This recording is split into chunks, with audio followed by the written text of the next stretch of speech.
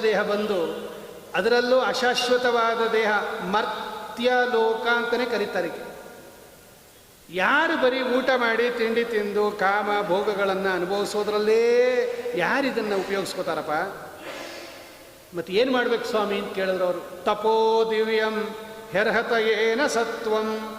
ತಪಸ್ಸು ಮಾಡೋಕ್ಕೆ ಬಂದಿರತಕ್ಕಂಥ ಜನ್ಮ ಇದು, ಮನುಷ್ಯ ಜನ್ಮ.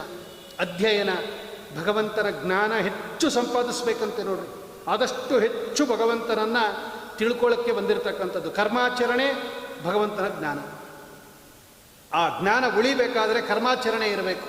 ಆದ್ದರಿಂದ ವರ್ಣಾಶ್ರಮಕ್ಕೆ ಉಚಿತವಾದ ಕರ್ಮಾಚರಣೆ ಮಾಡ್ತಾ ಮಾಡ್ತಾ ಭಗವಂತನ ತತ್ವಜ್ಞಾನವನ್ನು ಯಾರು ಪಡಿತಾ ಇರುತ್ತಾರೆ, ಇವರು ಬದುಕಿದ್ದಕ್ಕೆ ಸಾರ್ಥಕ, ಇವರ ಜನ್ಮ ಸಾರ್ಥಕ. ತಪೋ ದಿವ್ಯಂ ಹೆರ್ಹತ ಏನ ಸತ್ವಂ.